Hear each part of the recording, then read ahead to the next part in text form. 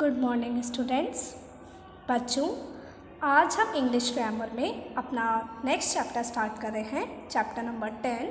और chapter number 10 है बच्चों इंटेरोगेटिव्स। ठीक है, ये वर्ड आपके लिए न्यू नहीं है, आप इसके बारे में ट्रांसलेशन में भी पढ़ चुके हैं कि इंटेरोगेटिव्स क्या होते हैं, है ना। तो सेंटेंस आपके 3 तरीके के होते हैं, एक पॉजिटिव है ना, एक आपके नेगेटिव होते हैं और एक इंटेरोगेटिव होते हैं। Positive sentence, negative sentence, interrogative sentence. जैसे मैंने बोला मैं खाना खाता हूँ, तो ये क्या है, पॉजिटिव है। नेगेटिव, मैं खाना नहीं खाता हूँ, ये है नेगेटिव। और इंटेरोगेटिव में मतलब इंटेरोगेटिव सेंटेंस का मतलब क्या हुआ, इंटेरोगेटिव का मतलब हुआ कि ऐसे सेंटेंस जिसमें हम पूछें, क्या करें, हम पूछें। तो कैसे पूछेंगे, क्या मैं खाना खाता हूँ, मतलब मैं पूछ रहा हूँ क्या मैं खाना खाता हूँ।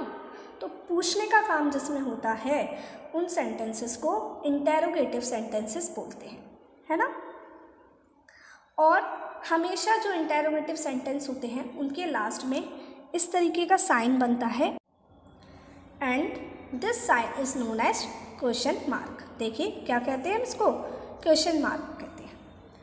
अ sentence that asks something is called an asking sentence। मतलब एक ऐसा सेंटेंस जिसमें हम कुछ पूछते हैं, मतलब एक ऐसा सेंटेंस जो कुछ पूछता है ना, उसको हम बोलते हैं आस्किंग सेंटेंस। जैसे मैंने पूछा क्या तुम बाज़ार जा रहे हो, तो ये मैं पूछने का काम कर रही हूँ। तो क्या तुम बाज़ार जा रहे हो, ये कैसा सेंटेंस है, asking sentence. Means this is interrogative sentence. ठीक है, आई बात समझ में सभी बच्चों को। अब कुछ इंटेरोगेटिव वर्ड भी होते हैं, जैसे what, who, when, where, why, how, है ना। ये क्या होते हैं, इंटेरोगेटिव वर्ड्स होते हैं। अब आपको इस चैप्टर में जो दिया है इसमें आपको सेंटेंसेस दिए हैं जिन्हें आपको इंटेरोगेटिव सेंटेंस में चेंज करना है ना। तो चलिए उसके बेसिस पर हम एक एक्सरसाइज सॉल्व करते हैं, जिससे आपको और अच्छे से समझ में आ जाएगा, आपको समझ में आ जाएगा कि इंटेरोगेटिव सेंटेंस बनते कैसे हैं और हम इनको कैसे बनाते हैं। ओके, देखिए, let's exercise. Convert the following sentences into interrogative sentences. The first one has been done for you. देखिए फर्स्ट सेंटेंस क्या है, पूनम इज लीविंग टुडे। कौन सा टेंस है सेंटेंस में, प्रेजेंट कंटिन्यूअस, है ना। देखिए इंटेरोगेटिव जब हम सेंटेंस बनाते हैं तो उसमें क्या होता है, जो आपकी हेल्पिंग वर्ब होती है वो आगे आ जाती है, हेल्पिंग वर्ब पहले आती है, उसके बाद सब्जेक्ट आता है, उसके बाद वर्ब आती है और उसके बाद ऑब्जेक्ट आता है और लास्ट में क्वेश्चन मार्क आता है। तो ये इंटेरोगेटिव सेंटेंस बनाने का एक फॉर्मेट है, पहले हेल्पिंग वर्ब, फिर सब्जेक्ट, फिर वर्ब, फिर ऑब्जेक्ट और लास्ट में क्वेश्चन। तो जैसे लिखा है पूनम इज लीविंग टुडे, तो पूनम में आपका सब्जेक्ट इज क्या है, हेल्पिंग वर्ब और लीविंग वर्ब है। ठीक है, तो जब हम इसका इंटेरोगेटिव सेंटेंस बनाएंगे तो हम हेल्पिंग वर्ब को सबसे पहले लिखेंगे।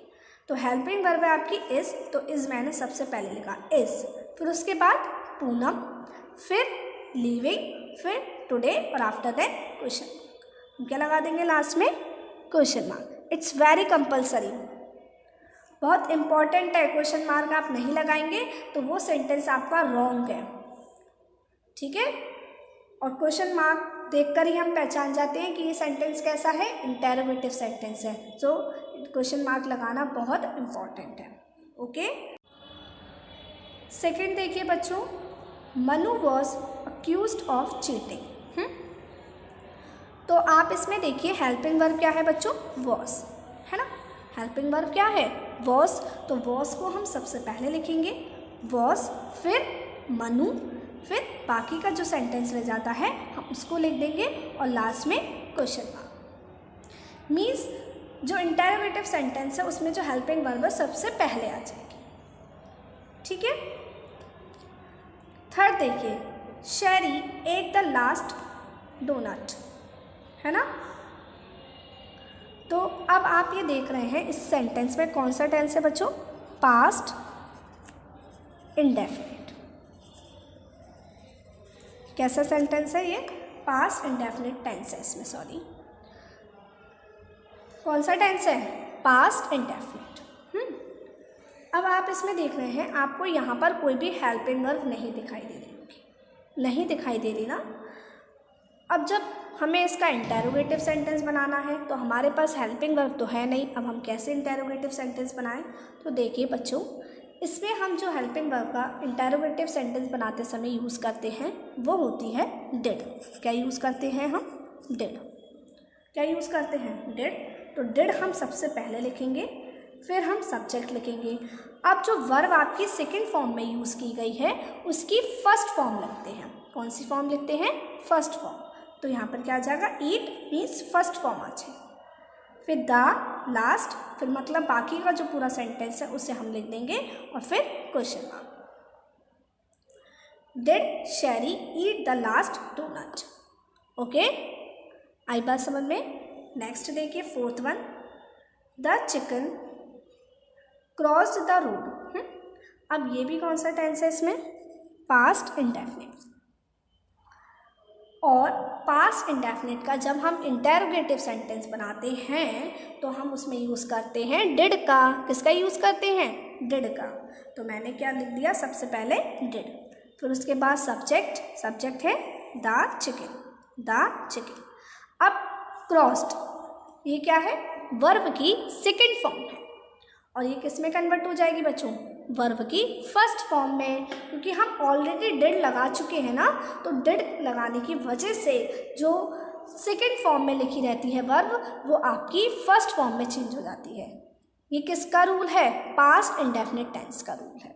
ठीक है, फिर क्रॉस द रोड और लास्ट में question mark. Okay, did the chicken cross the road और लास्ट में क्वेश्चन मार्क। नेक्स्ट देखिए बच्चों, Babita can play the saxophone. अब देखिए इसमें कैन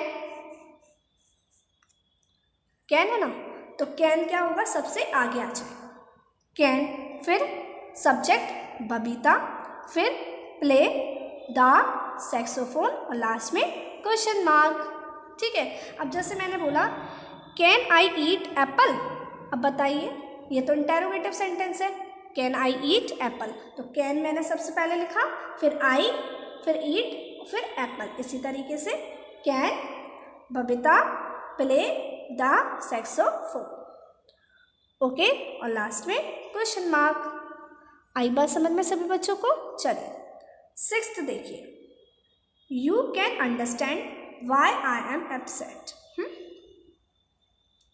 अब देखिए, you can understand why I am upset. अब देखो हम इसमें क्या करेंगे, बताइए कैसे बनेगा इसका इंटेरोगेटिव सेंटेंस। कैन आगे आ जाएगा, can you understand why I am upset और लास्ट में क्वेश्चन मार्क, है ना। देखो इसकी हिंदी क्या होगी, you can understand why I am upset. तुम समझ सकते हो कि मैं क्यों अपसेट हूँ। और इसकी हिंदी क्या बनेगी, क्या तुम समझ सकते हो मैं क्यों अपसेट हूँ और लास्ट में क्वेश्चन मार्क। ठीक है, नेक्स्ट देखिए बच्चों, 7th नंबर का, there is a doctor in the house. अब ये लगा है ना, ये इसका मतलब है देयर इज। तो देयर इज, अब इसमें हेल्पिंग वर्ब क्या है, इज। हेल्पिंग वर्ब क्या है, इज। तो इसको हम सबसे पहले लिखेंगे, फिर there a doctor in the house, last में question mark. Okay, is there a doctor in the house, question mark. अब देखिए बच्चों 8th नंबर का, the geese are returning early this year. ठीक है, तो इसमें हेल्पिंग वर्ब क्या है बच्चों, आर। तो आर सबसे पहले लिखेंगे हम, आर, फिर द गीस, फिर रिटर्निंग अर्ली दिस ईयर। तो सेंटेंस क्या बना बच्चों? Are the geese returning early this year और लास्ट में क्वेश्चन मार्क।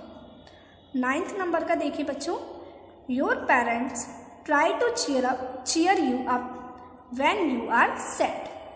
ठीक है, आप इस आगे वाले सेंटेंस को ही इंटेरोगेटिव में बनाएंगे, इसको नहीं। ठीक है, अब देखिए, योर पेरेंट्स ट्राई,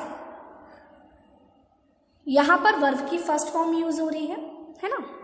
अब बताइए मुझे आप, ये कौन सा टेंस है इस सेंटेंस में? Present indefinite. कौन सा टेंस है? Present indefinite. देखो, योर पेरेंट्स कैसा सब्जेक्ट है बच्चों? सिंगुलर या प्लूरल? प्लूरल है ना, इसलिए हमने इस ट्राई में ना तो एस का यूज़ किया और ना ही ई एस का। मतलब या तो एस यूज़ करते हैं या फिर ई एस का करते हैं, जिस अकॉर्डिंग यूज़ होता है। तो अब हम इसका इंटरोगेटिव सेंटेंस कैसे बनाते हैं? देखिए बच्चों, जब सब्जेक्ट सिंगुलर होता है तो हम यूज़ करते हैं डज। क्या यूज़ करते हैं? डज। और जब सब्जेक्ट प्लूरल होता है तो हम यूज़ करते हैं डू।